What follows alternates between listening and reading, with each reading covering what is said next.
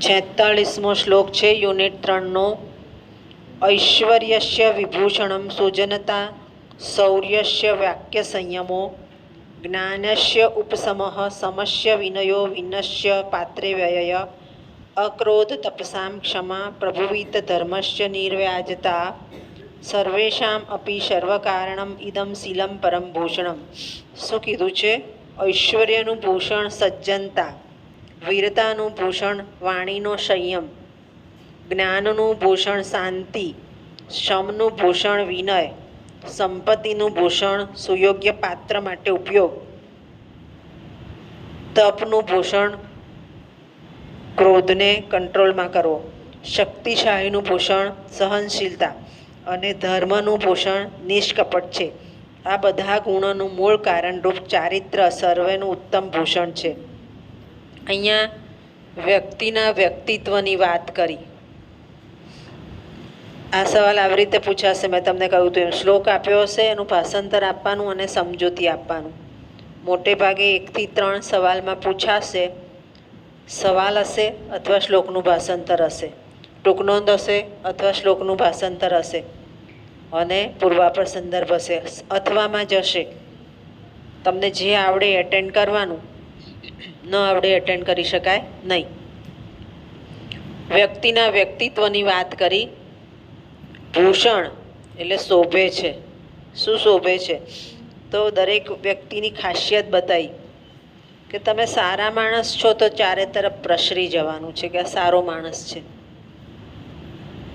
એવી રીતે બાહુબળ છે તો સહનશીલતા છે. આ દરેકની એક વિશેષતા બતાવી છે અને એ વિશેષતાથી જે પ્રખ્યાત થાય છે. આ બધું જ છે, બધા જ સારા ગુણો છે, પણ વ્યક્તિત્વમાં જ ખામી હોય તો કાંઈ નહીં. એટલે વ્યક્તિત્વ ઉત્તમ હોવું જોઈએ, ચારિત્ર્ય ઉત્તમ હોવું જોઈએ એમ કહે છે. અને એટલે બધા જ ગુણો શોભશે શેના આધારે? વ્યક્તિત્વના આધારે. ત્યાર પછી 48મો શ્લોક. જાયમ ધિયો હરતી સિંચતી વાચી સત્યમ માન ઉન્નતિમ દિશતી પાપમ અપા કરોતી ચેતઃ પ્રસાદયતી દીક્ષુ તનોતી કીર્તિ સત્સંગતિ કાર્યમ કિમ ન કરોતી પૂષામ. સજ્જન માણસની વાત કરી છે આપણે. ટૂંકનોંધમાં સમજ્યા સજ્જનના લક્ષણો. સજ્જનની સોબતથી શું થાય? તો બુદ્ધિની જડતા દૂર થાય, વાણીમાં સત્ય આવે, સન્માનમાં વધારો થાય, પાપ નાબૂદ કરે, મન પ્રસન્ન કરે, ચારે દિશામાં કીર્તિ ફેલાય. સજ્જનોની સોબત શું નથી કરી શકતી? અહીંયા આપણને સમાજમાં કોની સાથે રહેવું, કોની દોસ્તી કરવી એ બાબત બતાવી છે કે સજ્જન માણસ સાથે રહેશો તો એની મેતે જ એના ગુણો છે તમારામાં આવશે. આમ પણ સંસ્કૃતમાં એક શ્લોક છે કે તમારી મિત્રતા કોની સાથે કરવી? તો સમાન સાથે કરવી. કારણ કે સમાન સાથે નહીં કરો તો તમારો વિકાસ નહીં થાય. એટલે સમાન સાથે કરવી. અને એમાં સજ્જન સારો માણસ હોય તો એના સારા ગુણો બધા તમારામાં આવવાના છે. અને સજ્જન માણસ છે એ સજ્જન માણસ સમાજને પણ ઉપયોગી છે. ત્યાર પછી 51મો શ્લોક જોઈએ. તૃષ્ણામ છિંદી ભજ ક્ષમામ જહિમ મદમ પાપે રતિમ મામ કૃથા સત્યમ બૃહાન યુહાઈ સાધુ પદવીમ શેષ્વ વિદ્વજનમ માન્યમાનનાય વિદ્વશો અપ્ય અનુનય પ્રચ્છાદ સ્વાન ગુણાન કીર્તિપાલય દુઃખિતે કુરુ દયામેત સતામ ચેષ્ટિતમ. અહીંયા પણ સજ્જનની જ વાત કરી છે કે કેવો હોય. 51. તૃષ્ણાને છેદી નાખ, ક્ષમા અપનાવ, અહંકારને મારી નાખ, પાપમાં આસક્તિ ન રાખ, સાચું બોલ, સજ્જનના માર્ગને અનુસર, વિદ્વાન માણસોનું સેવન કર, માનનીય વ્યક્તિને માન આપ, શત્રુઓને સમજાવી લે, પોતાના ગુણોને પ્રગટ ન કરે, કીર્તિ જાળવી રાખે, દુખિયાઓ પર દયા કરે. આ બધા સજ્જનના લક્ષણ છે. સારા માણસના લક્ષણો બતાવ્યા કે સારો માણસ છે બધી જ રીતે ઉપયોગી છે અને સમાજ મોટે ભાગે સજ્જન માણસથી જ ચાલે છે. શ્લોક નંબર 63. મેં તમને એક એક શબ્દ અને શ્લોક નંબર નોંધાયેલા છે. શ્લોક નંબર 63. દાનમ ભોગો નાસ્તિ અસ્ત્રગતયો ભવિતમ ભવંતિ વિત્તસ્ય યો ન દદાતિ ન ભુંગતે તસ્ય તૃતીયા ગતિ ભવતી. આ પણ આપણે સમજી ગયા ધનની મહિમામાં. ધનની 3 ગતિ છે, દાન, ભોગ અને છેવટે નાશ. ધનનો મહિમા જે છે એ વાત અહીંયા સમજાવી કે દાન છે એ કરો તો સારું છે, નથી કરતા તો તમારી પાછળ વાપરો એ સારું છે, અને નથી કરતા તો છેવટે 2-3 પેઢી એનો નાશ તો થઈ જ જતો હોય છે. ત્યાર પછી 64મો શ્લોક જુઓ. યસ્યાસ્તિ વિત્તમ સ નરઃ કુલીન સ પંડિત સ શ્રુત્વામ ગુણજ્ઞ ઇવ વક્તા સચ દર્શનીય સર્વે સર્વે ગુણા કાંચનમ આશ્રયંતી.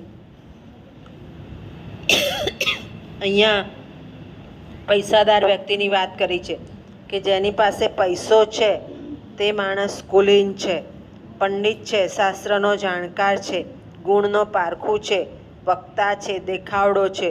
કેમ? તો બધા ગુણો ધનના આશ્રય રહેલા છે. અહીંયા સટાયર છે, માઇલ સટાયર, કે જે વ્યક્તિ પાસે પૈસો છે એ પૈસાનો ઉપયોગ આપણે સમાજમાં કરવો જ રહ્યો તો એને આપણે મોટો ભા બનાવવો પડે, સાહેબ બનાવવો પડે. સાહેબ તમે આવો, સાહેબ તમે સારા, સાહેબ તમે આમ કર્યું તો એનો જે પૈસો છે એનો ઉપયોગ સમાજમાં થઈ શકશે. ત્યાર પછી 65. રત્નૈ મહાર્થે તુતુષ ન દેવા ન ભીજીરે ભીમ વેષેણ ભીતે સુધામ વિના ન પ્રયયુ વિરામ ન નિશ્ચિતાર્થ દિય અંતિ ધીરાહા. ધીરજ ધરવાની વાત કરી છે. દેવતાઓ અત્યંત કિંમતી રત્નથી સંતોષ ન પામ્યા, ભયંકર ઝેરથી ભયભીત ન બન્યા, અમૃત ન મળ્યું ત્યાં સુધી વિશ્રામ ન કર્યો. ધીરજવાળા પુરુષો જે કામ નક્કી કર્યું હોય તેમાં અધ્વજથી અટકતા નથી. જીવનમાં ધૈર્ય જરૂરી છે એનું ઉદાહરણ આપ્યું કે દેવ અને દાનવો એ ઝેર નીકળ્યું, અમૃત નીકળ્યું, જ્યાં સુધી અમૃત ન નીકળ્યું ત્યાં સુધી એમણે સમુદ્ર મંથન ચાલુ રાખ્યું. એટલે એમ કે જીવનમાં જો તમારે અમૃત મેળવવું હોય તો ધીરજ ધરવી પડે. ધીરજ સાથે દરેક કામ કરો તો તમે ચોક્કસ સિદ્ધિએ પહોંચી શકો છો. એટલે ધીરજ રાખવી એ ગુણ અહીંયા બતાવ્યો. મોટે ભાગે આપણે ધીરજ ખોઈ દેતા હોઈએ છીએ, તો ધીરજ રાખવી એ વસ્તુ સમજાવી. ત્યાર પછી 70મો શ્લોક.